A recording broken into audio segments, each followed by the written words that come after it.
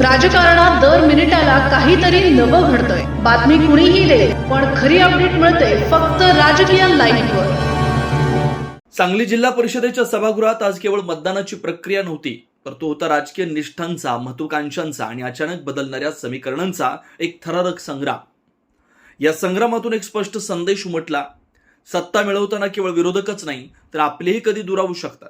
या नाट्यमय घडामोडीमध्ये राष्ट्रवादी काँग्रेस शरदचंद्र पवार पक्षाच्या संगीता पाटील यांनी तब्बल 34 मतांची कमाई करत अध्यक्षपदावर आपला झेंडा रोवला. त्यांच्या विजयात आत्मविश्वासाचा तेजोमय प्रकाश होता. तर दुसरीकडे भाजपच्या स्वप्नाली मासाळ यांना 25 मतावर समाधान मानावं लागलं आणि 9 मतांच्या फरकानं पराभव स्वीकारावा लागला. पण या निकालामागची खरी कथा अधिकच थरारक होती. महायुतीच्या तंबूतच फूट पडली आणि त्याचे तुकडे सगळ्यांसमोर उघडे पडले.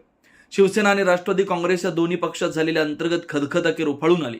सभागृहात भाजप शिवसेनेचे नेते, आमदार, पदाधिकारी यांची उपस्थिती एक वेगळंच चित्र रंगवत होती.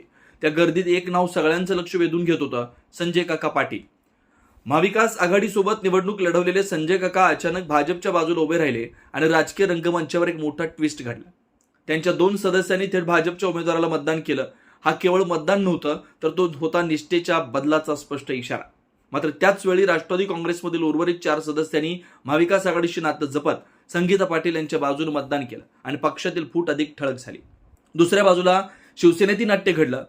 5 पैकी 2 सदस्य अनुपस्थित राहिले आणि त्यांच्या अनुपस्थितीमागे नाराजीचा स्फोट दडलेला असल्याची चर्चा रंगली. शीतल बाबर यांना संधी न मिळाल्यामुळं ही नाराजी उपळल्याचं बोललं जातं. या अनुपस्थितीनं महाविकास आघाडीच्या विजयाला जणू गतीच मिळाली. या सर्व घटनांमधून एक गोष्ट स्पष्ट झाली: महायुतीच्या अंतर्गत धगधगत्या असंतोषानं अखेर ज्वालामुखीचं रूप घेतलं. पालकमंत्री चंद्रकांत पाटील आणि आमदार गोपीचंद पडळकर यांना राजकीय शह देण्याच्या निर्धारानं महाविकास आघाडीतील नेते आणि महायुतीतील काही घटक पक्ष आक्रमक झाले होते.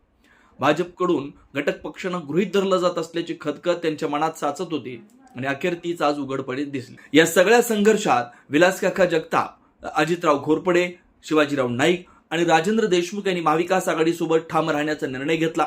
त्यांच्या निर्धारानं सत्तेचा तोल महाविकास आघाडीच्या बाजूला झुकला. तर दुसरीकडे जयंत पाटील यांच्या नेतृत्वाखाली झालेल्या बैठका, रणनीती आणि नियोजन यामुळे या विजयाची पायाभरणी आधीच झाली होती. आजचा निकाल केवळ एका निवडणुकीचा शेवट नाही, तर तो आहे नव्या राजकीय समीकरणांचा प्रारंभ.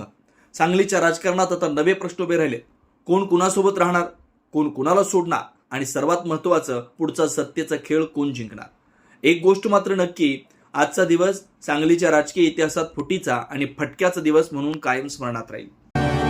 राजकीय घडामोडींचं सर्वात वेगवान अपडेट फक्त इथेच राजकीय लाईव्हवर. आमच्या YouTube चॅनलला लाईक, शेअर, सबस्क्राईब करा आणि रहा राजकारणाच्या रणभूमीवरील थेट नजरेत.